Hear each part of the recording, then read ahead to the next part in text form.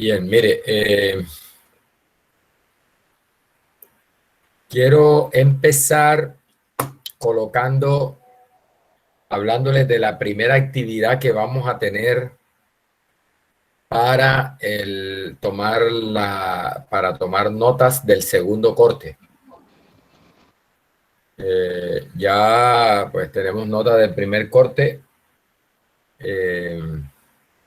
Para tomar la nota del segundo corte va a haber otro foro de la siguiente manera. Ojo, no quiero gente despistada que me esté respondiendo los foros en otro lado. Muchos de los que no tenían la nota de foro fue porque me respondieron en un foro que no correspondía. Me respondieron en el foro de anuncios del profesor. Ahí no, y ese no era. Era un foro que se llamaba Un espacio para compartir código. Ahí era donde tenían que responder y ahí fue donde yo fui a calificar. Entonces, tienen que estar muy pendientes de eso. Mire, les voy a explicar en qué consiste la actividad, aunque después lo subo al foro como tal. Vamos a darle, yo creo que la próxima semana ya yo termino esto de gráficos. A partir 2 semanas, a partir de la próxima semana va, o sea, más o menos hoy estamos a la próxima semana, para finales de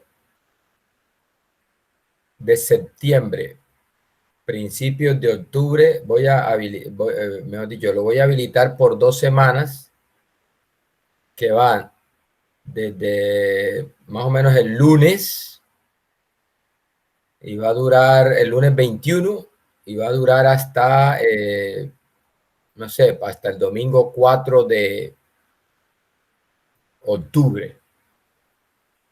2 semanas. 2 semanas. ¿En qué va a consistir el trabajo? Se lo voy a explicar acá y no quiero...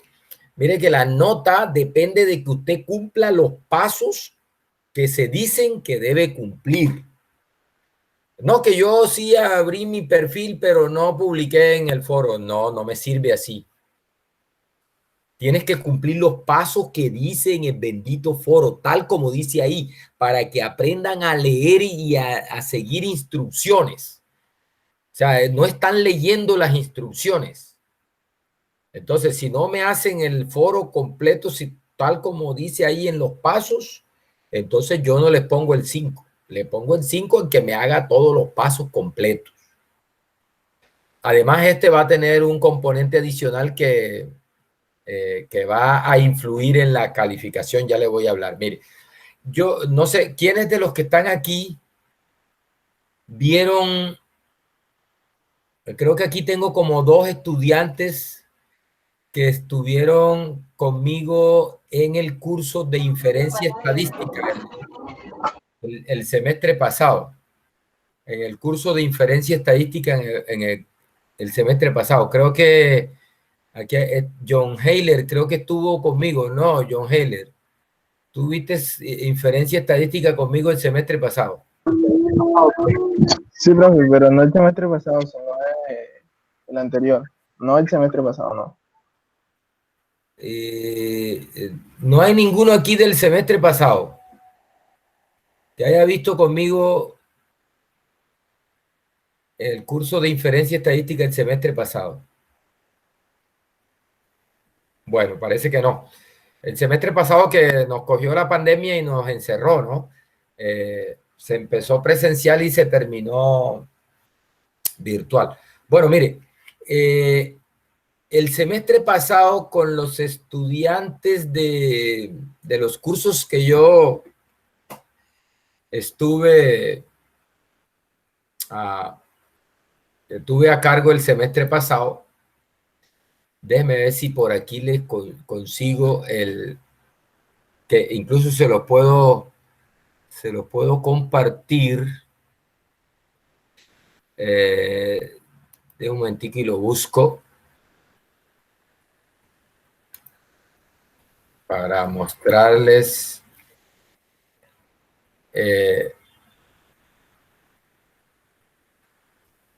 para mostrarles en qué consisten esos datos.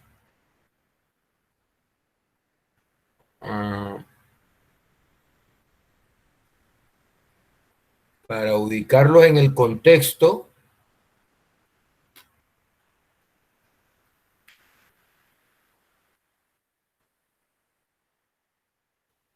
y usted se ubique, para que usted se ubique en el contexto.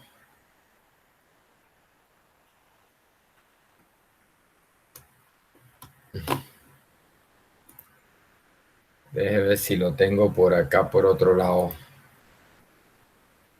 Parece que es más fácil encontrarlo por acá en el correo.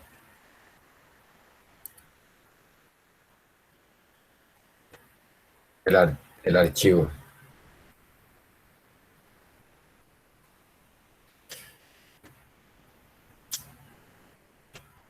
Bueno,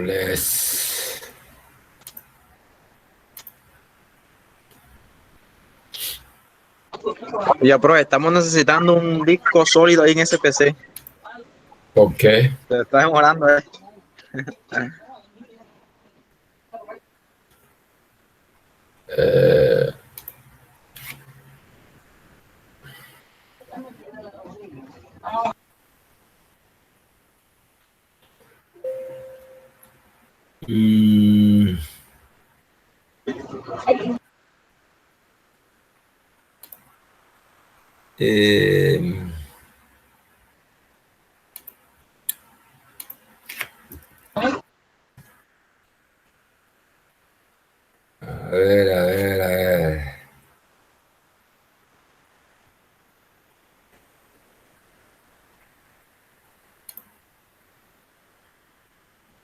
Aquí está. Aquí está. Mire. Déjeme lo bajo al disco duro para que se vea mejor.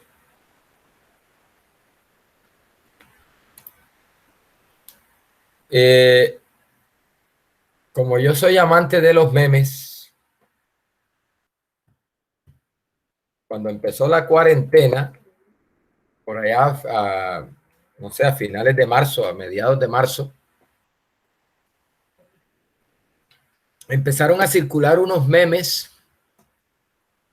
donde decía que, por ejemplo, mire, está el profe bien gordo, bien redondito, igual los estudiantes, ¿no? Y dice, todos regresando a la cuarentena, de la cuarentena.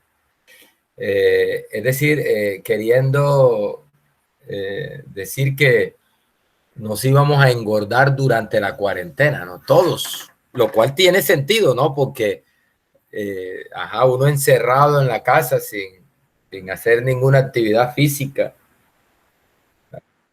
Por el sedentarismo. El sedentarismo en la casa y eso. Entonces yo dije, bueno, vamos a mirar para aprovechar enseguida el contexto de las clases y de estadística y eso, y de la recolección de datos. Vamos a hacer un experimento. Y le pedí el favor a los estudiantes de mis cursos que voluntariamente, no fue obligado, sino voluntariamente, eso sí, con un bono para los que participaran,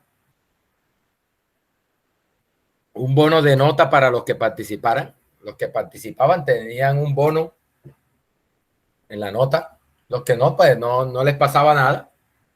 Entonces les pedí el favor que se tomaran, mire el procedimiento. El primer día de la cuarentena, que fue el martes 24 de marzo, aquí que hizo falta el mes, en la mañana,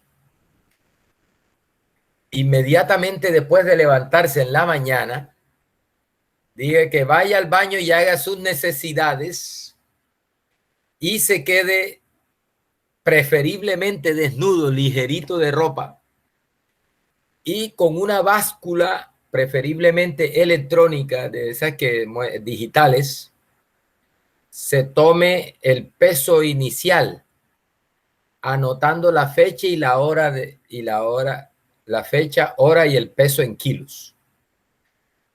Aquí, más o menos así, mire, aquí les hice una demostración. Mire, yo pesaba 71 kilos exactamente, ¿eh? Marzo 22 del 2020, peso inicial 71 kilos. Les pedí que tomaran una foto de eso y me enviaran la foto al correo electrónico, que es la que por aquí la tengo, ¿eh? Por aquí, mire, por ejemplo, aquí tengo una, ¿eh? Aquí tengo una de un estudiante, Juan Ferrari.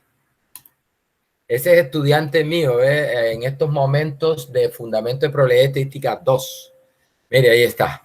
Juan Ferrari pesaba 79.5 kilos el día marzo 25 de 2020. Bien, entonces, bueno, peso inicial. Y luego que terminara la cuarentena, que se esperaba que terminara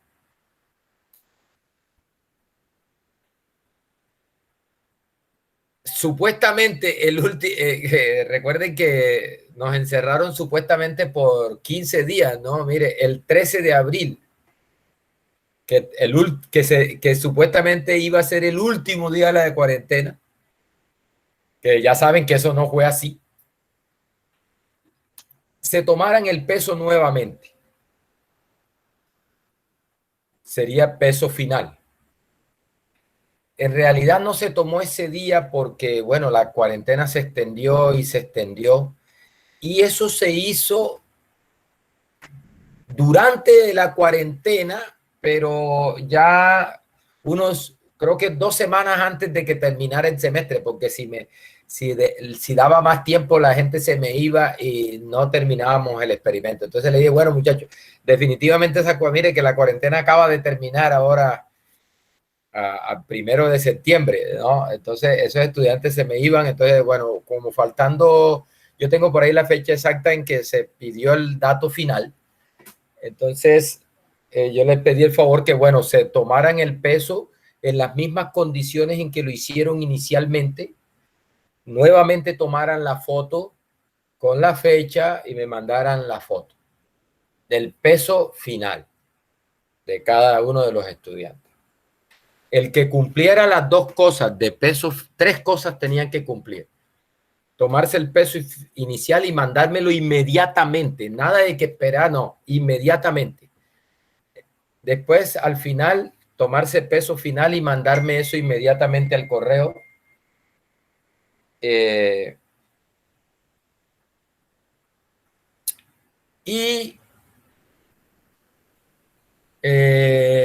Otra cosa era que me llenaran un formulario, me contestaran unas preguntas en un formulario que se colgó por ahí en internet, donde donde me iban a dar esos valores de la foto del peso inicial, el peso final y otras preguntas, por ejemplo, mire como bueno, el nombre, la cédula, apellido, se les hicieron otras preguntas que están ahí explicadas en el data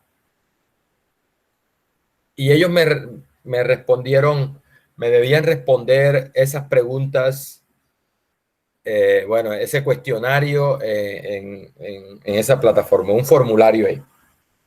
Los que cumplieran con esas 3 cosas tenían bono, los que no cumplieran con eso no tenían bono. Bien, y entonces recogí esos datos, ¿sí? Desafortunadamente, bueno, no se pudieron analizar porque, bueno, con ese grupo, porque, bueno, terminaba el semestre ya. Pero entonces los datos quedaron, mire, y están acá.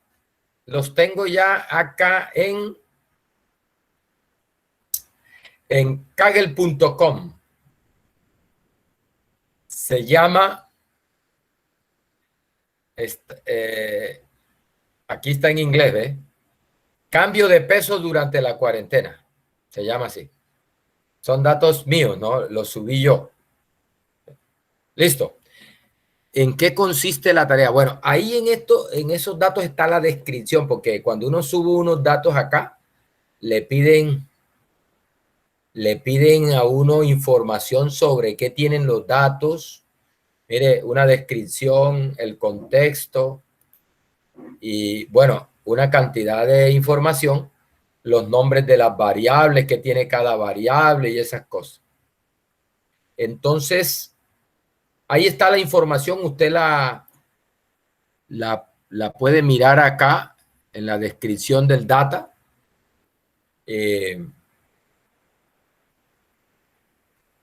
Están las variables que tiene cada variable, porque no solamente se le pidió el peso inicial y el peso final, sino que se le preguntó a otras cosas en cuanto si hubo algún cambio en hábitos, en los hábitos, por ejemplo, del sueño, si hubo, por ejemplo, si a raíz de la cuarentena hubo un cambio en cuanto a la alimentación, si hubo un cambio en cuanto a la significativo en cuanto a la actividad física o si consideraba que no, y esa cosa. Todo eso está recogido ahí en esos datos. Entonces, mire, ¿en qué consiste la tarea? En que usted debe, deme un momentico.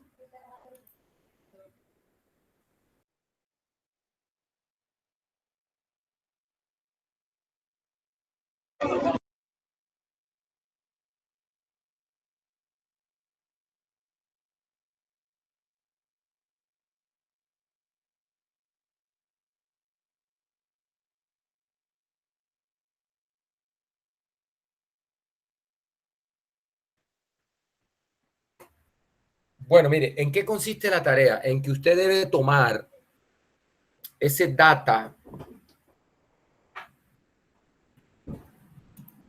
aquí. Mire, usted busca el data en mi perfil, busca el data en mi perfil y cuando está en el data, aquí usted le dice nuevo notebook, y con eso usted puede, con eso se lleva sus datos y la idea es que usted se faje a analizar esos datos. No le voy a decir qué tipo de análisis va a hacer, como hasta ahora hemos visto las estadísticas descriptivas, toda la parte de estadística descriptiva. Hemos visto tablas de contingencia, tablas cruzadas, todo esto que hemos preguntado en los talleres y en los exámenes, promedios, percentiles, cuartiles, tablas de contingencia, tabla de doble entrada, donde cruzamos variables cualitativas, resúmenes de variables de datos cuantitativos. Mejor dicho, usted se va a fajar ahí y nos va a hacer un análisis de esos datos. Ahora vamos a gráficos, ahora vamos a empezar ya los gráficos. Usted debe plantear entonces algunos gráficos. Siempre miras con cuál es el objetivo, o sea, ¿para qué se hizo el experimento? Hombre, para ver si efectivamente había un efecto de la cuarentena sobre el peso. Ese es el objetivo para eso se recogieron esos datos. A ver si qué tan cierto es que, bueno, que hubo un incremento, si hubo un incremento o no del peso, o si por el contrario eran falsas esas afirmaciones. ¿Ya? Entonces usted es una cosa libre, en el sentido de que usted propone, y esa es la idea de esto, y es que usted propone el análisis que se va a hacer. ¿Sí? Y voy a tener en cuenta su propuesta. ¿Sí? Voy a tener en cuenta qué hizo usted. Mantenga privado el notebook, y esos notebooks solo se van a hacer públicos después que se haya cerrado el foro. Ojo, usted debe darnos en el foro, usted debe darnos en el foro el enlace al notebook. Debe darnos en el foro el enlace al notebook.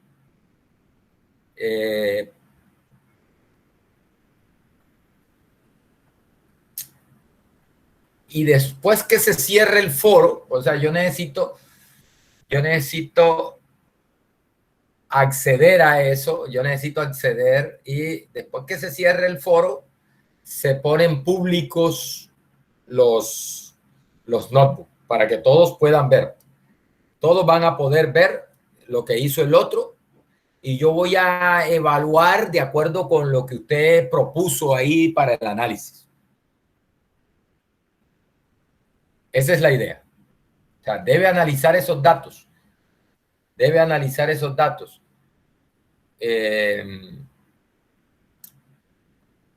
Todo el tipo de análisis que se le ocurra a usted, todo lo que a usted se le ocurra hacer, ¿sí? Debe quedar ahí. Y yo valoro lo que usted hizo. El que me deje con la boca abierta tiene un 5. Y de ahí hacia abajo. Mejor dicho, debo quedar boquiabierto y babeando, que se me salga la baba así de lo chévere que está ese análisis que usted hizo. Le pongo 5. Y de ahí hacia abajo, ¿sí? Dependiendo de, mejor dicho,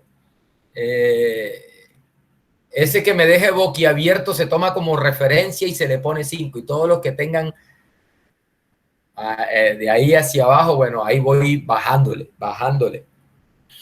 hasta llegar a poner un 0 para el que no haga nada, 0 para el que no siga los pasos como debe ser, 0 para el que conteste donde no debe contestar. Ojo con eso. Tienen que ponerse vivos, usted no puede estar ahí despistado contestando cosas donde no son. ¿Usted qué cosa es esa? ¿Ya? Todo eso lo voy a tener en cuenta. ¿Listo? Yo les voy a publicar eso, pero vayan pensando, vayan llevándose esos datos para allá, vayan leyendo la descripción de los datos, qué es cada variable, qué tiene cada variable, y nunca olviden el objetivo. Esa es otra cosa, otro criterio de evaluación. Es decir, si el análisis que usted hace busca contestar la pregunta, que recuerde que es si en realidad la cuarentena afectó el peso de los estudiantes, si en realidad se engordaron o no. Esa es la pregunta principal ahí, que usted no debe perder de vista. Ese es otro criterio de evaluación. Mejor dicho, el principal criterio de evaluación es el objetivo ese, que necesitamos ver si efectivamente hay un efecto de la cuarentena sobre. Pero inicialmente no acepto ninguna prueba de hipótesis, porque eso no lo hemos visto. Solo análisis descriptivo. Estadísticas descriptivas de resumen, numéricas y gráficos que vamos a empezar a ver ya. ¿Listo? Se las dejo ahí, esa inquietud. Bien, muchachos, mire, hoy vamos a ya en las clases anteriores les hice como una introducción general, no estadística, sino general, de las herramientas gráficas, las herramientas para gráficos de Python, ¿no? Hicimos algunos gráficos en Matplotlib, con Matplotlib, y eso, más o menos tratando de entender la filosofía que hay detrás, el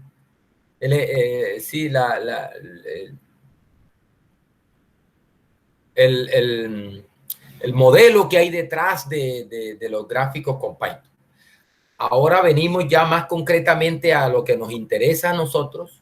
A nosotros no nos interesa graficar la función seno y la función coseno, ni graficar, bueno, En condiciones normales, en el análisis de datos, eso casi no interesa. Pero se los di y lo evalué para ver, porque usted debe cogerle la idea a cómo funcionan los gráficos en Python. Bien, entonces mire lo que dice acá en el libro que estamos siguiendo, que el primer paso en un análisis de datos debería ser siempre la inspección visual de los datos. Mejor dicho, un análisis de datos sin una inspección visual que tiene que ver con gráficos no es un buen análisis. Dice acá que entre el 30 y el 50% de nuestra corteza cerebral está dedicada al procesamiento de información visual. Y como resultado, nuestro cerebro es muy bueno para reconocer patrones en datos representados gráficamente. Entonces, mire el truco, dice acá. El truco está en elegir el tipo de gráfico que sea más informativo para nuestros datos. O sea, ese es el papel del estadístico, ¿no? Y en eso consiste el trabajo que van a hacer. Eso, oiga, Secre, anota por ahí para que después no tengamos. Eso va a costar 20% de la nota del tercer parcial, ¿oíste? Bueno, pero está bien. 20%, o sea, siempre va a pesar aquí 20%. Taller, 20%. Evaluación, 30%. Y el parcial, 40%. Esos son los pesos para este segundo corte. Ese trabajo que va a quedar como un foro, pero que en realidad es un análisis de esos datos, va a valer 20%. Ese es el peso. Bien. Profe, ¿cuánto va a valer el quiz? 30%. Evaluación 30%, parcial 40% y un taller 20%. Ahí está el 100%. Bien, entonces mire, el truco entonces está en elegir el tipo de gráfico que sea más informativo para nuestros datos. Profe, se pasa del 100%. ¿Cuánto da? 20, 40, 30, 20, 110. 20 el foro, ¿no? El foro. 40 el parcial. 20 el taller. ¿Cuánto van? 60 con el parcial. 60. Bueno, entonces la evaluación vale 20.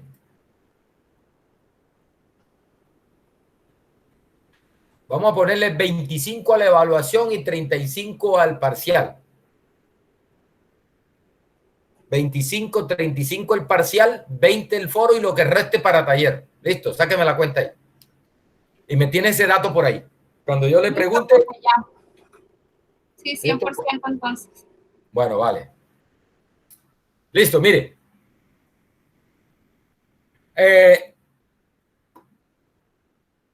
Entonces, mire, la herramienta que nosotros vamos a usar de Python para esto, básicamente es Matplotlib. Y dice, la forma más fácil, ojo, para nosotros que estamos aprendiendo esto, la forma más fácil de encontrar y implementar algún tipo de imagen es la que ofrece Matplotlib. De las que ofrece Matplotlib es visitar la galería que se encuentra aquí. Mire, ahí está la galería. Y usted aquí encuentra una galería de gráficos. Y así es que uno aprende, ¿no? Uy, yo necesito más o menos un gráfico como este. Entonces voy, lo tomo, lo estudio y lo adapto a mi necesidad, a lo que yo necesito. Lo adapto a lo que yo necesito. Así que uno aprende eso. Y uno nunca deja de aprender. Por ejemplo, en LaTeX también, por ejemplo, yo uso un paquete que se llama TIKZ y yo no me considero un experto en eso, no, nada, sino que uno a medida que va necesitando las cosas, uno busca por ahí en los foros, busca en esas galerías, ve cómo resuelven un problema similar, uno entiende el código y modifica el código y lo adapta a lo que uno necesite. Y eso le queda un aprendizaje a uno, ¿sí? Por eso es que estos software que son libres y eso son una elegancia en ese sentido. Uno encuentra mucha información en la web que uno puede utilizar. Eso es libre, está ahí disponible, libre, para que usted lo estudie, lo adapte y lo use. Bien, entonces, este es un punto de referencia, ¿no? Bien. Hay otro paquete para el análisis de datos estadísticos que se llama Seaborn, que obviamente está basado en Matplotlib y lo que es como una interfaz a Matplotlib, ¿sí? Dice que es una interfaz concisa de alto nivel para realizar gráficos estadísticos, ojo, que sean al mismo tiempo informativos y atractivos. Y tenemos Pandas también, ¿no? Recuerde que Pandas es lo que utilizamos para leerlo, para trabajar con datas, ¿no? Pero Pandas también tiene su forma de hacer gráficos, ¿no? Tiene sus funciones ahí que son para construir gráficos aplicables a cuando tiene los datos organizados en datas, en data frame. Bien. Bueno, otros paquetes para gráficos. Plotly, nunca lo he mirado. Dice que es un paquete que está disponible para Python, MATLAB y R. Y dice que crea gráficos hermosos. No me ha dado tiempo de mirar. Bokeh. Dice que es una biblioteca de visualización interactiva de Python que usa los navegadores web modernos para representación gráfica. Dice que te puede ayudar a cualquiera que desee crear de forma rápida y sencilla gráficos interactivos. Dice paneles de control y aplicaciones de análisis de datos. Nunca la he mirado. La ggplot, bueno, esta sí la he utilizado, pero no en Python, sino en R. Recuerden que esa es una librería muy famosa y muy interesante de R, la ggplot 2, que es toda una filosofía diferente para gráficos, diferente al sistema gráfico tradicional de R, ¿no? Muy efectiva, que produce gráficos muy bonitos. Entonces también hay una implementación de ggplot para R. Hasta ahora no la he cacharreado. He hecho gráficos con ggplot 2 en R sí, pero en Python aún no. Bien, mira, aquí dice que aquí está la página, ¿ves? Donde pueden encontrar ggplot. Bien, recuerde que ¿por qué? Pues, bueno, ¿por qué no me he puesto en esto? Porque, bueno, no ha habido tiempo y segundo, porque estamos siguiendo un texto guía, ¿no? Entonces estoy tratando de seguir ese texto como tal. Ya habrá momentos de ir mirando. Voy a tratar de hacerles por lo menos un ejemplo con esta ggplot de Python. Espero que no haya mucha diferencia de cómo se hace con... En la web hay un pequeño ejemplo con el paquete ggplot en Python y ponen como referencia, como nosotros dimos en R, Data Iris, y hace todos los gráficos y hace todo como es con el paquete la función Py, que este Ctrl+Shift+M en R, y lo agrupa, crea toda la interfaz gráfica con ese paquete y ponen como un ejemplo de los datos iris en Python. Ajá, bien. Hasta el momento vi eso por ahí, iniciando Python. Bien. No ¿Listo? sabía que existía tampoco Data Iris ahí en Python. No, es que eso es el mismo data, solo que pues, seguramente lo están leyendo con Python. Recuerde que hay un paquete que nos hace, que nos conecta a Python con R, ¿no? Ahora, un vecino aquí se le dio de taladrar ahora, pues. Bueno, mire, aquí vamos a hacer unos gráficos univariados. Primero, gráficos de dispersión.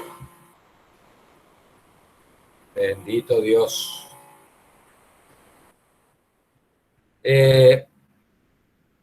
Mire, aquí, mire lo que estamos cargando. Bueno, la librería NumPy. Estamos cargando la librería PyPlot, Matplotlib PyPlot, como PLT. Estamos cargando la librería Pandas, como PD. Esta Stats, ya aquí empezamos, aunque no hemos entrado de lleno con esto, ya esta librería Stats es ya propia para hacer estadística. Y Seaborn que se usa también para gráficos, ¿no? Bien. Entonces, mire, aquí lo que vamos a hacer es un diagrama de dispersión de puntos. Lo que hacemos aquí es, mira que de NumPy, la función está random.run y le entregamos 500. Esto lo que hace es generar 500 datos de una distribución normal estándar. Ahí está. O sea, de una distribución son datos simulados de una variable aleatoria normal de media 0 y varianza 1. Enseguida les digo aquí, si tú quieres generarlo, por ejemplo, de una uniforme, esta n última es de normal. Si tú le quitas la n, te lo genera de una uniforme en 0, 1. Si le pones la n de normal, entonces te genera unos datos de una normal estándar. Bien. Bueno, mire, yo puedo graficar esos datos con la función plot. Le entrego el vector donde tengo los datos. Recuerde que esto ahí tengo un solo vector con 500 datos. Y esto es como para darle, esto es opcional, ella trabaja así, solita, así, mire. Pero ese puntico ahí es para decirle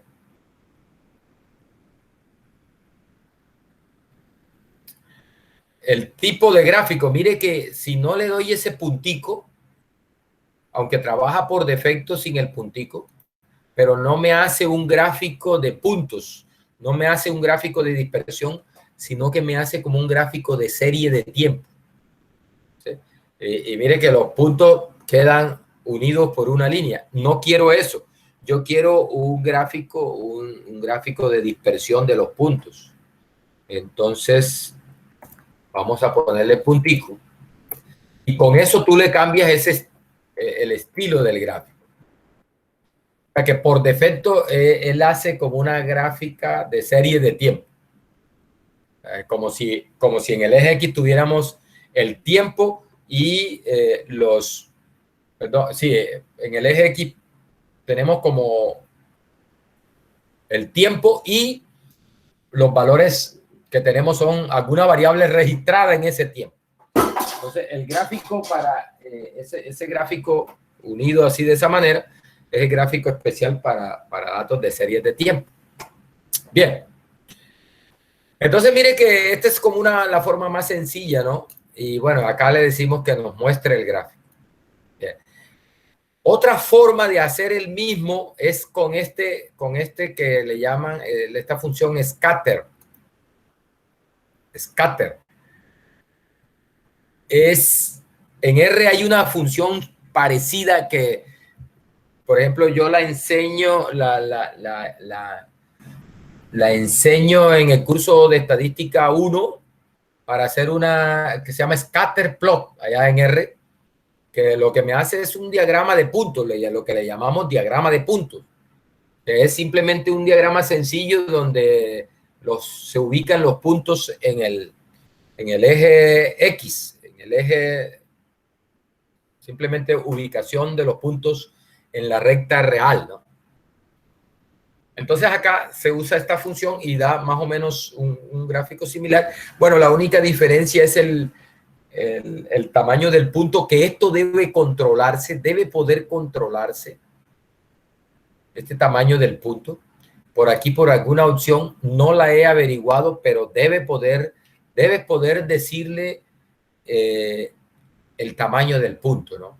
Entonces, mire, aquí lo que le estoy dando es unos valores del eje, los que van a ir en el eje X, o el eje horizontal, y los valores que están en el vector X son los que van a ir en el eje vertical. O sea, esos que están en el vector X son los datos Y. O sea, ahí lo que le estoy entregando es las coordenadas X, Y. ¿Sí? En este caso, X es simplemente el índice. Mire que es un arreglo que tenga la misma longitud de X. Recuerde que esta función lo que me genera es una secuencia desde 0 hasta a la longitud de eso menos 1, hasta la longitud de X menos 1, y de 1 en 1, ¿no? A menos que yo le diga un paso diferente. Entonces ahí lo que estoy generando son los valores que van a ir en el eje X y los valores que que serían las ordenadas. Abscisas y ordenadas. Entonces, eso me hace, lo que estoy entregando es las parejitas. En ese caso, 500 parejitas para ubicar X, Y, las coordenadas.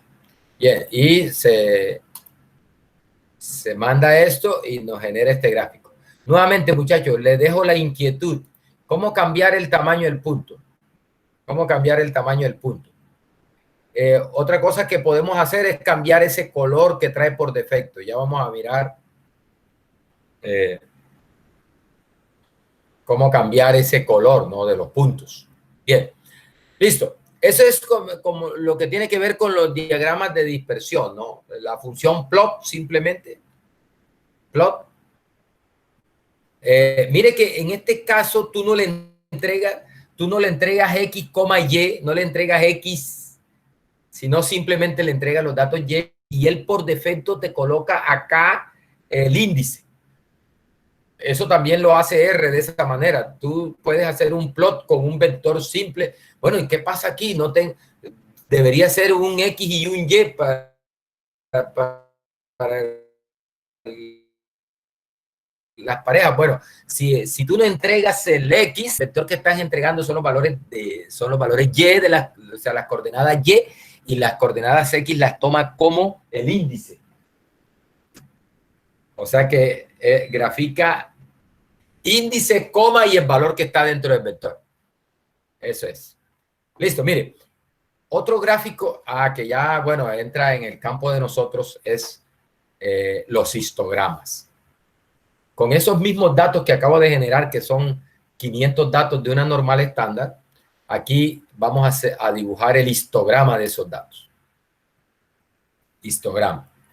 La función es hist, está dentro de matplotlib pyplot, o sea, PLT. Recuerde que lo cargamos como PLT. La función is. ¿Sí? Le entregamos el vector donde tenemos los datos. Y esto es opcional. Esto es el número de intervalos de clase que debe tomar. Número de intervalos de clase que debe tomar. En este caso, 25. Si tú quieres, no le das eso y lo dejas que él lo haga como lo tiene por defecto. No, creo que hace menos, mire, 1, 2, 3, 4, 5, 6, 7, 8, 9, 10. Por defecto, con esos datos está haciendo 10, está tomando 10 intervalos de clase. 1, 2, 3, 4, 5, 6, 7, 8, 9, 10. ¿Listo? Si tú quieres cambiar esa opción que él trae por defecto, alguna fórmula, recuerden que hay varias fórmulas para calcular. No sé cuál es la que usa Python acá. Hay varias fórmulas para calcular el número de intervalos de clase que se deben hacer, que se podrían hacer. Por ejemplo, hay una fórmula que la que usa R que se llama la fórmula de Sturges. Hay otra fórmula que aplican algunos paquetes de software como dice, no, toma el número de clases igual a la raíz cuadrada del número de datos aproximadamente. Sí. Y hay varias fórmulas que se pueden usar. No he mirado por dentro la documentación de estas funciones para ver cuál es la opción que traen por defecto. Entonces, mire, si tú no quieres esa opción por defecto, tú le dices cuántos intervalos de clase quieres. Es más, si quieres darle tus propios límites, le das ahí un vector, una lista que tenga los puntos de corte, los límites de los intervalos que quieres. Te lo puedes dar. Como la función cut. De hecho, por dentro de is está la función cut, que fue la función que yo les enseñé y que después no supieron usar en uno de los puntos del taller donde se les pedía que hiciera una tabla de frecuencia. Podía hacerlo con la función cut. Está ahí, menos mal que yo les voy dejando todos los notebooks. Y está ahí en un notebook donde dije, mire, muy importante, tú tienes una variable numérica y es posible categorizarla. Lo hice con un ejemplo de Daniel, de unas edades, de una población, me dieron las edades. Entonces me gustaría coger y saber cuántos jóvenes hay, cuántos adultos hay, cuántos viejos hay, y hice el ejercicio. ¿Sí? Y después no supieron cómo hacer un ejercicio similar en la plataforma donde se le pedía se le daba una tabla de frecuencias. Eso es una tabla de frecuencias. Aquí se está calculando en realidad una tabla de frecuencia antes de ir a hacer el histograma. Entonces usted aquí también puede entregar los límites de los intervalos de clase que cubra todo el rango de datos. Pues desde el mínimo hasta el máximo y con cierto ancho y listo. Y se le entrega ahí y eso funciona también. Bien, mire. Entonces, esta es la forma de hacer el histograma. Esta es la forma básica para hacer el histograma. Aquí me traje un ejemplo, que este ejemplo es típico mío. Es el ejemplo que tengo en las presentaciones de estadística 1, en el curso que doy en la carrera de estadística en el primer semestre y en las carreras de ingeniería. Es un ejemplo tomado del libro de Montgomery y como ya yo me lo sé y más o menos sé cómo da, y entonces lo traigo acá para ver cómo trabaja la función is y ver si hay alguna diferencia con respecto a cómo lo enseño yo y cómo está hecho en el libro de Montgomery. ¿Sí? Eso es una buena práctica. O sea, cuando tú estás aprendiendo algo y quieres ver cómo funciona una rutina, una función que tengas, que quieras estudiar, consíguete un ejemplo que ya esté resuelto y resuélvelo.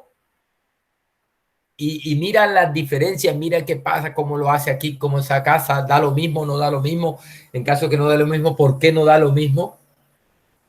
Y uno va aprendiendo de esa manera, va aprendiendo cómo trabaja la función que está usando. ¿Sí? Entonces yo me traje estos daticos porque son conocidos por mí. ¿Sí? Dice que es una nueva aleación de aluminio-litio que se está evaluando como posible material para la fabricación de elementos estructurales de aeronaves.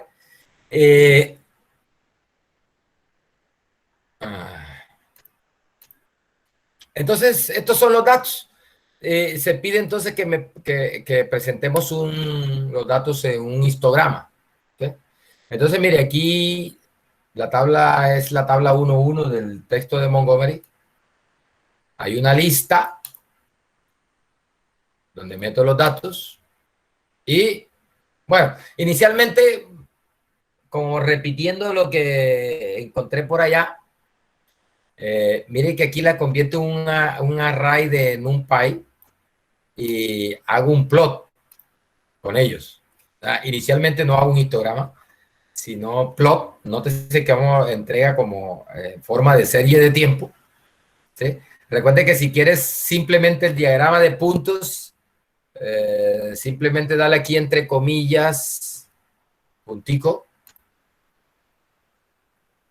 Bueno, no. Ah, bueno, es que no he cargado la tabla acá. Ahí está. Bien, mire, ahí está como punticos. Bien, listo, pero eso no es lo que nos piden ahora, era como simplemente molestando ahí, a ver. Lo que nos piden es el histograma, entonces vamos a hacer el histograma. Acá está, mire, mire aquí, yo le doy los puntos de corte, los límites de los intervalos. Le digo que me haga el favor, mire, un arreglo desde 70 a 270 de 20 en 20. ¿Sí? De 70 a 270 de 20 en 20. En realidad estos datos llegan a 250. Pero recuerde que esto siempre hay que tirar uno más porque como eso empieza en cero, la cuestión esa de Python, ¿no? Que hay que tener presente. En realidad aquí no llega a 270, sino que llega al anterior. Cuando va de 20 en 20, no llega hasta el último, sino hasta el anterior de 20 en 20. Al anterior a 270 de 20 en 20. Es decir, a 250. Y que entonces yo quiero los datos desde 70 hasta 250.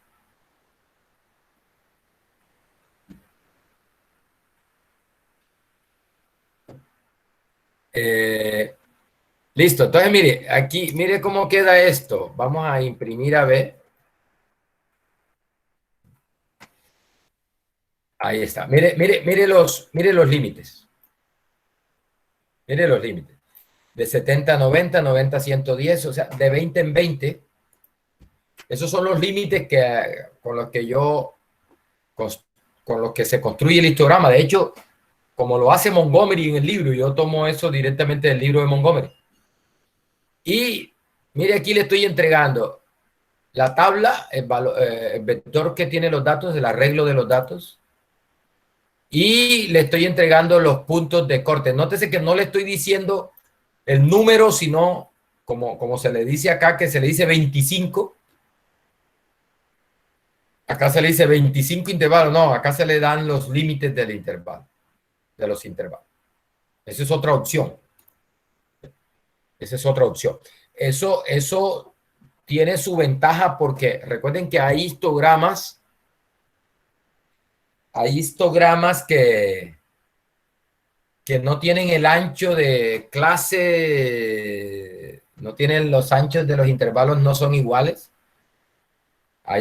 Eso es posible. Entonces, en ese caso, eso cobra sentido, ¿no? Cobra sentido que uno pueda decidir cuáles son los límites que quiere. ¿Sí? Porque mire que aquí me lo está haciendo 1, 2, 3, 4, 5, 6, 7, 8 y 9. Me está haciendo 9, tal como yo podría decirle aquí 9, seguramente muy posiblemente coincide, aunque posiblemente él también me cuadre el límite inferior y el límite superior y no me coincida, por eso yo me aseguro de entregarle mejor el vector con los límites de los intervalos de clase. Bien, entonces mire que ahí se crea el histograma. Bueno, mire, esta ahí me gusta. Es el histograma, pero no, mire que este histograma, mire acá, llega hasta 20. Es decir, que aquí se está haciendo el histograma con las frecuencias absolutas. Las frecuencias absolutas. Y acá les decimos que nos los haga con esta opción, density igual true. En realidad, esto que está acá no son las frecuencias relativas, sino, mire, son las frecuencias relativas divididas por la longitud de la clase. En este caso, estas clases tienen una longitud de 20. Entonces, lo que se hace es que se divide la frecuencia relativa de la clase entre la longitud de la clase. Y eso es lo que R también trabaja así. Eso es lo que se conoce como el density. ¿Cuál es la idea con esto? Es que este histograma queda con un área igual a 1. El área total debajo de estos rectángulos sería igual a 1 y por lo tanto el área que hay, por ejemplo, de cierto valor hacia abajo se podría interpretar como una probabilidad. ¿Sí? Recuerde que las probabilidades deben estar entre 0 y 1 y entonces de esa manera se garantiza que el área se puede interpretar como una probabilidad emulando la función de densidad. Por eso el nombre de density. ¿Sí? Bien, eso es. Y otra cosa que permite esto es que uno acostumbra para ver, por ejemplo, normalidad de los datos y eso, para un diagnóstico de normalidad, uno acostumbra a dibujar el histograma y pasarle la gráfica de la función de densidad normal en el mismo histograma. Y eso, la única forma de hacerlo es con esta opción de density, porque si no, no se va a ver la función de densidad ahí. Entonces, en ese caso, para que pueda ser comparable el histograma con la función de densidad teórica, necesitamos esa opción, density igual to. Bien, ¿qué otra cosa? Bueno, que tiene también esta función is acá es que tú le puedes decir que quieres el histograma acumulado. En ese caso, lo que hace es el histograma no con las frecuencias, en este caso lo estoy haciendo con las frecuencias absolutas, mire que llega a 80, pero acumuladas. O sea, no relativas, sino absolutas acumuladas. Por eso, mire que las barras van creciendo. Esta es la base para hacer la ojiva. La ojiva, que es que tú unes los puntos medios de cada barra de este histograma ordenado. Le llaman así también histograma ordenado. Por eso acá, bueno, acá le llaman acumulado, acumulativo. R le llama ordenado, histograma ordenado. Entonces, cuando tú unes los puntos medios de cada barrita de esta con una línea, esa línea que se genera ahí, se le conoce como ojiva. Bueno, mire, hay otras opciones como tipo de histograma. Esta supongo que debe ser la opción por defecto del histograma, porque no veo ningún cambio entre este histograma que hago acá y este con la opción esta, bar stacked. Bueno, estaba mirando y estudiando y bueno, ¿y por qué no hay ninguna diferencia? Bueno, la razón, creo, no estoy seguro, pero voy a hacerlo porque no tengo ningún ejemplo en estos momentos de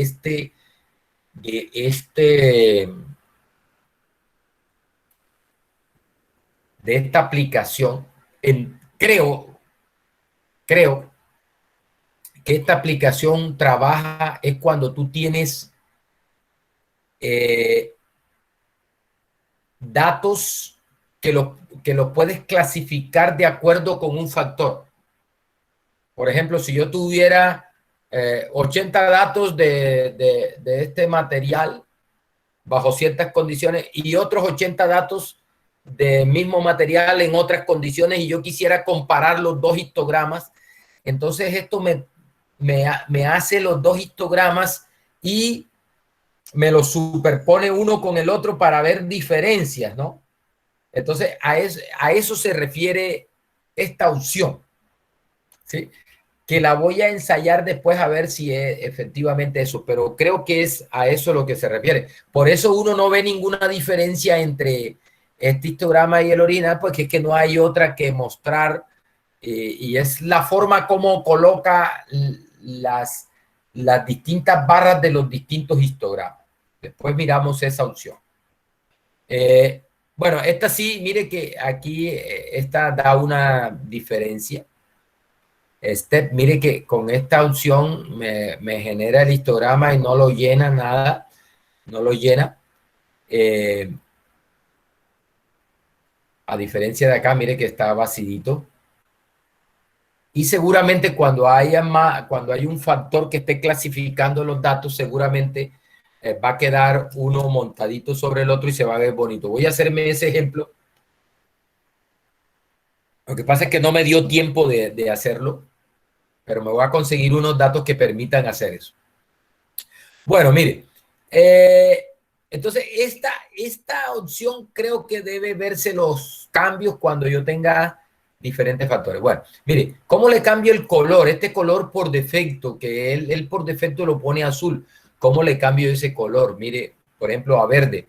Entonces tú le dices face color y le das entre comillas G, que es de green, y para que ese verde no sea tan chillón,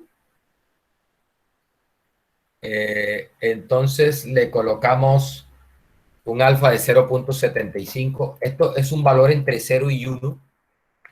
1 creo que da el verde más chillón, maluco. Vamos a ver.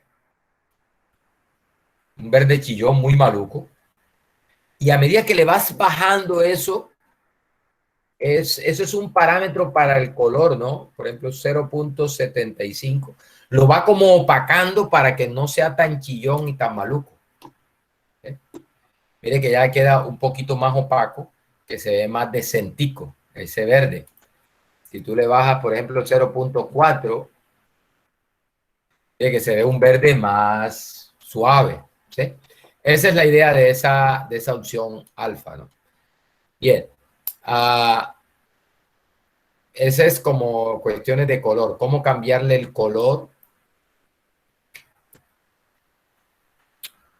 Me llama la atención. Bueno, ¿cómo ponerlo en escala de grises? No sé. Ahí le dejo esa inquietud. ¿Cómo ponerlo en escala de grises? Bueno, mire, aquí me puse a cacharrear porque hay una cosa que estuve averiguando aquí en Python, una cosa que a mí me gusta mucho en R, con la función is de R, es que tú le puedes colocar de una forma automática con R.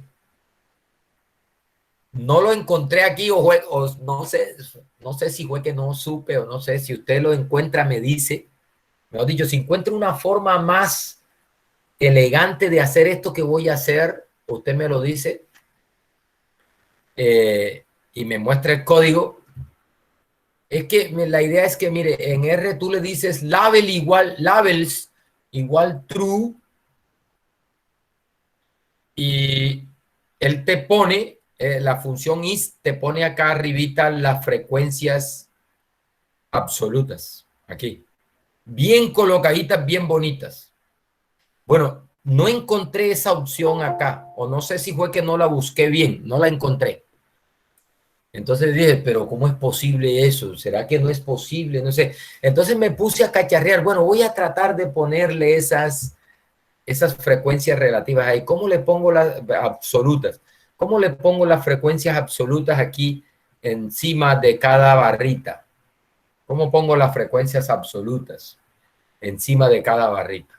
Bueno, aquí tengo un código que lo tengo comentado porque al principio, mire, lo hice de esta forma. Mire que incluso aquí ya después le puse el comentario. Esto es una forma poco eficiente, pero funciona. Y digo que es poco eficiente porque después me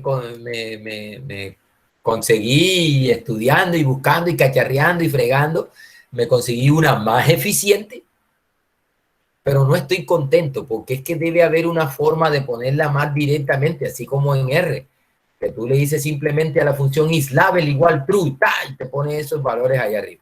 Bueno, mire, aquí lo que hago para ponerlas, a ver, ¿qué es lo que, para que se ubique en el contexto, qué es lo que quiero? Mire, es esto, vea. Eso. Esos numeritos que están ahí encima son las frecuencias absolutas de cada intervalo de clase. Es decir, ¿cuántas observaciones hay en cada intervalo? 2, 3, 6, 14, 22. Listo. ¿Cómo ponerlos de manera automática? Ojalá con una opción de la función is. Bueno, como ahí buscando no la encontré, no sé si fue que no busqué bien o no. Entonces me inventé una forma de colocarlo con una función que le agrega cosas a un gráfico que ya existe. En este caso, la función text, de texto, de texto.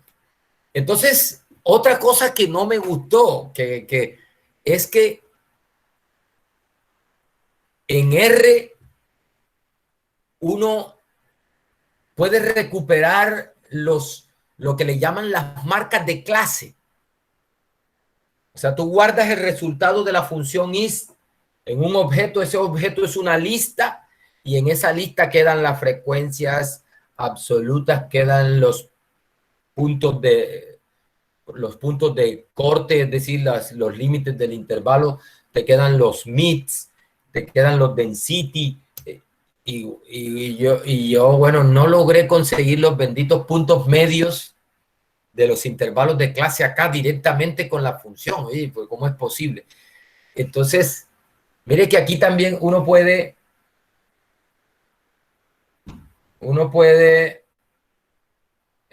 guardar el resultado de is en un objeto, ¿no? Esto me lo encontré por ahí, así que lo usan en internet. Mire, aquí quedan en este objeto, en N, quedan las, vamos a imprimir para que vea, mire, en N quedan las frecuencias, en N. ¿Sí? O sea, te queda una lista con la frecuencia. Esas son las frecuencias de cada intervalo de clase. Entre otras cosas, esto sería otra forma de responder la pregunta del taller. Este aquí, mire. Aquí tengo, espero que la Secre se los haya compartido. La Secre le haya compartido esto. Es cómo conseguir, cómo hacer esta tabla de frecuencias. ¿Sí? Entonces, tú podrías decir aquí,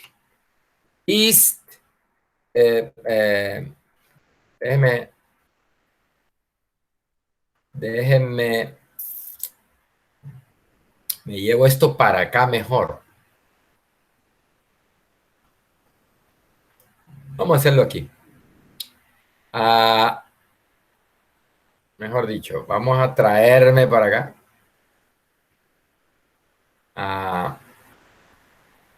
Así.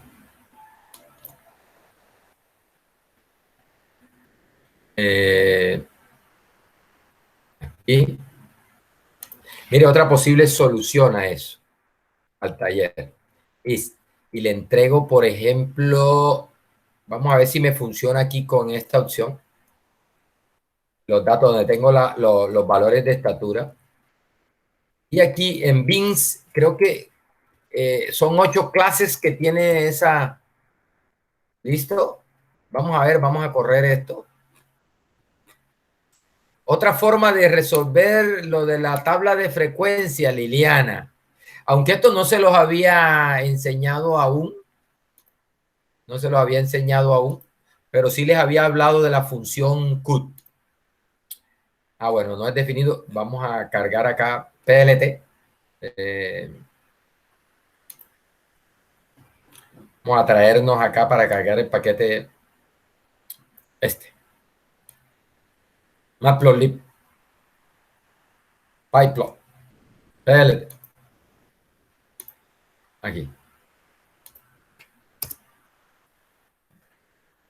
Vamos a ver. Bien, mire.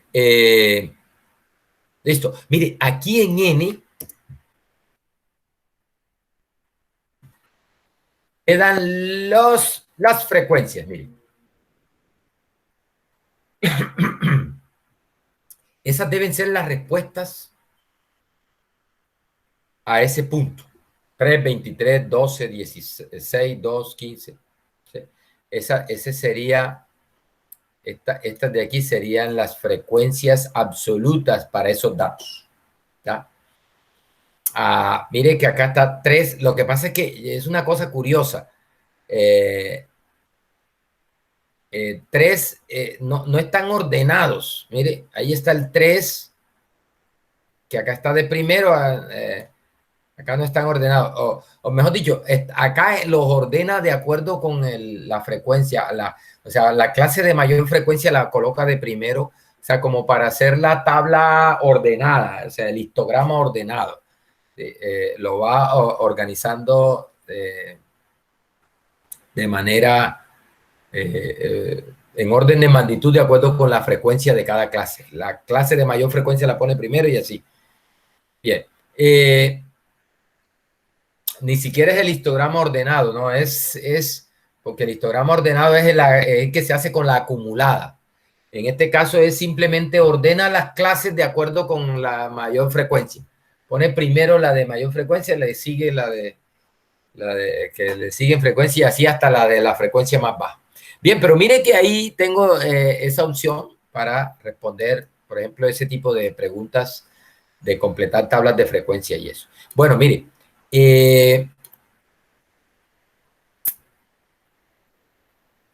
yo lo que creo, y ahí les dejo esa inquietud. Mire que aquí,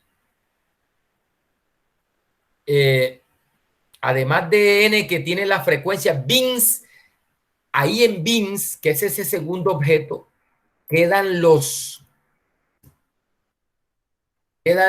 límites de las clases.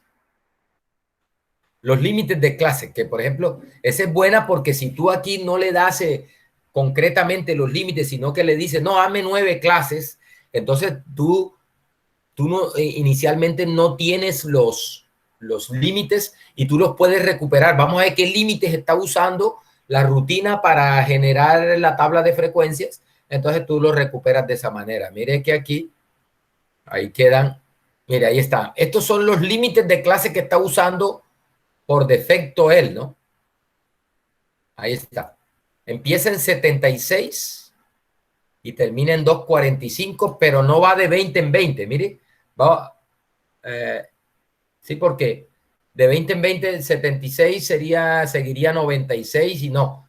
En cambio, el que está, ese histograma hecho de acuerdo con el texto de Montgomery, empieza en 75, creo que, no, empieza en 70 y va de 20 en 20, 70, 90, así como lo generé yo acá. ¿Por dónde fue que lo generé?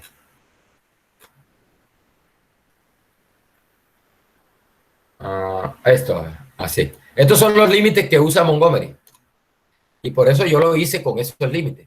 Vea que a pesar de esos 9 clases, no tienen los mismos límites de clase y por lo tanto no van a coincidir las frecuencias. ¿Bien?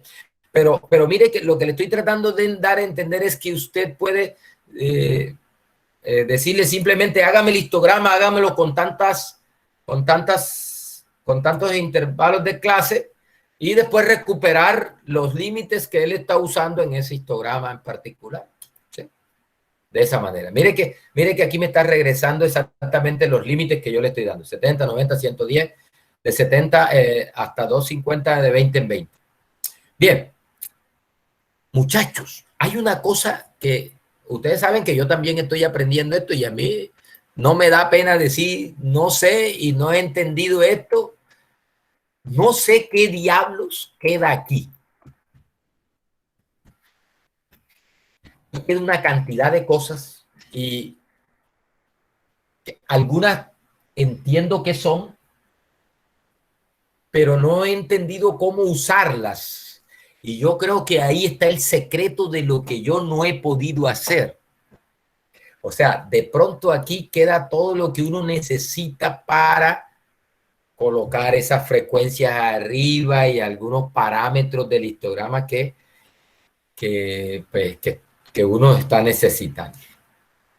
Entonces, ahí le dejo la inquietud. Que yo por aquí en alguna parte estuve viendo, bueno, ¿qué queda ahí? Entonces, vamos a imprimir esos patches. Bueno, ese nombre lo tiene porque así lo encontré por ahí estudiando, lo encontré así de esa forma, ¿no? No sé qué significa eso. así, patches. Y si yo le digo que me imprima eso, vamos a ver qué pasa aquí.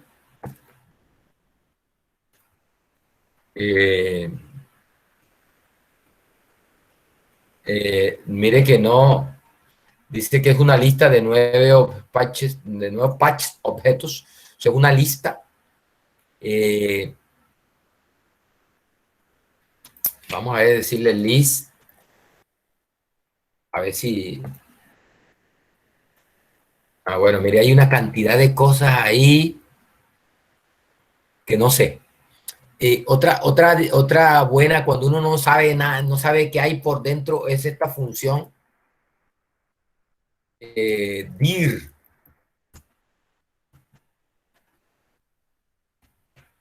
Print.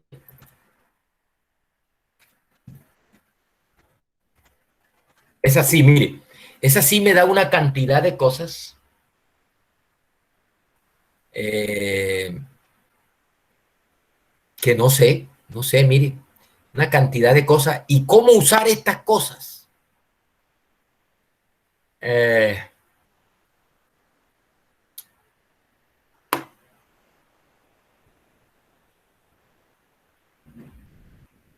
Por ejemplo, aquí tipo, no sé, sort, no sé, reverse, no sé qué es esto, no sé qué es eso. Posiblemente ahí esté la solución más fácil a lo que yo estoy necesitando, a lo que yo quiero hacer, posiblemente. Ahí les dejo la inquietud. Nada, pues dejarles inquietudes a ustedes es mejor no decir nada, porque ustedes no hacen nada. No veo los pollos, no veo los pollos. Mire, entonces, ¿cuál es la idea? La idea es que yo quiero colocarle las frecuencias absolutas encima de cada barra del histograma. ¿Ya? ¿Qué necesito? Necesito los puntos medios, lo que se conoce como la marca de clase, el punto medio, para que sea la coordenada X, y la coordenada Y sería la propia frecuencia absoluta. Entonces yo lo que voy a usar es la función text. En la función text tú le das la coordenada en X, la coordenada en Y, lo que quieres que coloque el texto que quiere que coloques ahí en ese punto. Entonces el texto que vamos a colocar es la misma frecuencia, que recuerde que se encuentra aquí en los n's, ¿sí? Estos valores. Es decir, este vector de n's contiene, es la coordenada en y es a la vez el texto que voy a colocar. ¿Sí?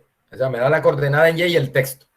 Y eso no tiene problema entonces, ¿no? Ahí tengo la coordenada en y el texto que voy a colocar está en esa lista.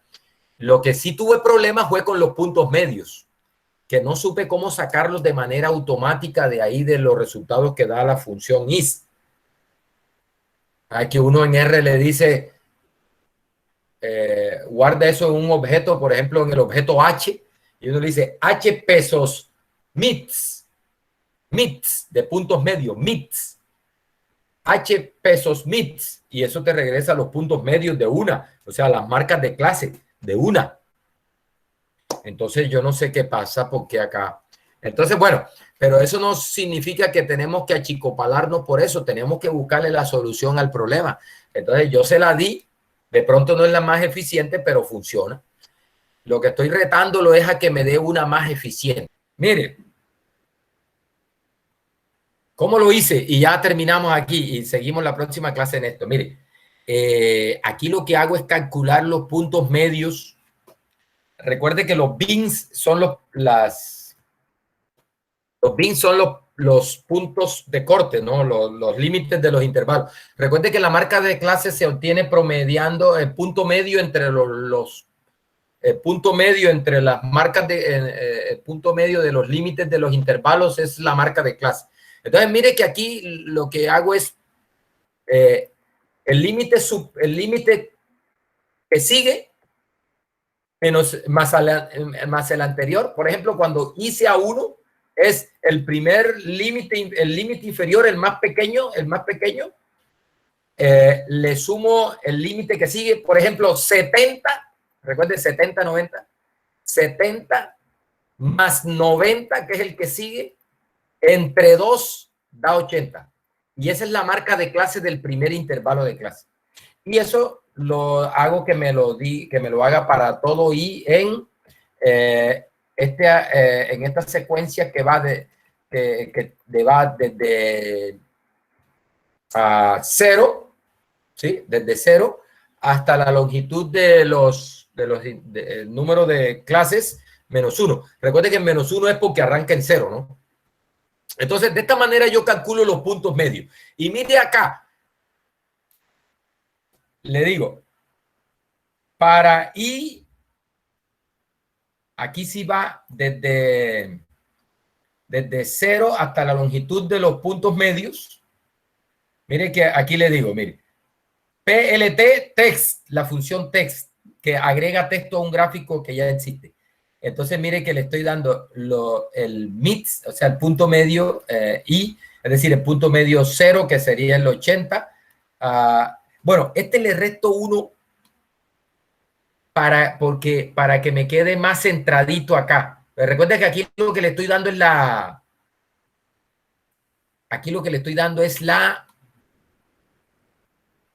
el X, la coordenada en X. Aquí le estoy dando la coordenada en Y. Le sumo un punto 5 para que no me quede montado sobre se me quede separadito un poquito. Y bueno, y aquí le entrego lo que va a colocar, que son los NI, ¿no? Los NI. Lo redondeo para que me le quite el puntico ese de float, ¿no? Es para que quede enterito. Listo. Y nótese cómo se está colocando entonces. Y aquí está el resultado, mire. Ahí está el resultado.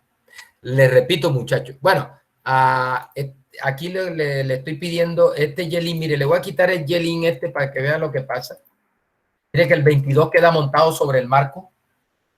Entonces le doy ese Y-link para que se separe un poquito y no quede montado el 22 sobre el marco. Y de esa manera coloco los puntos, las etiquetas sobre las barras. Muchachos, si usted se encuentra una forma más eficiente, se le agradecería. Que me diga, hey, profe, mire, así, ¡pum! Una sola línea, sin tanto complique. Eso sí, poderosa, ¿no? Sin tanto complique. Se le agradezco y ahí vamos mirando. Bien, listo. Yo creo que por hoy, bueno, mire, esta kernel density la vemos la próxima clase. Yo le pido un favor, búsquese por ahí en internet para que entendamos cómo es que se construye este gráfico, cómo que es la cuestión del kernel y esas cosas, para ir más rapidito la próxima clase, ¿no? Ese kernel es como una forma suavizada de trazar el polígono de frecuencias, ¿no? Polígono de frecuencias, pero suavizado. Eso lo vemos la próxima clase. Podemos montarle ese kernel sobre el histograma y ese kernel vendría siendo como una versión de la función de densidad teórica, ¿no? Es muy útil para también mirar cómo es la cuestión de la distribución de los datos. Muchachos, nos vemos. Estamos ahí pendientes, entonces vaya mirando en kaggle.com los datos, no se deje tomar del tiempo. Recuerde que va a tener 2 semanas para proponer un análisis descriptivo de esos datos, de los datos que le dije de la cuarentena. Nos vemos. No sé si hay alguna inquietud, alguna pregunta. Si no, nos vemos el martes. Listo, profe, todo bien. Bueno, pues. Bueno, profe. Bien. Vamos a pasar la lista, profe. La lista, profe. Lista. Listo. Lista. Espera un momentico, pasar lista. Listo, descargué. Bueno, muy bien. Oiga, solamente tengo unos 20 estudiantes. ¿Sé que se han retirado o qué? La compañera Leandra no pudo asistir por la conexión a internet. Serían 21. Bien. Bueno, pues. Bueno, profe, hasta luego. Chao, profe. Chao, que estén bien. Oiga, profe, ¿y el pollo de los 87 kilómetros qué? ¿Cuándo se lo va a llevar? Oiga, ese pollo, quiero ver ese pollo y nada. No. Ese pollo tiene que agarrárselo.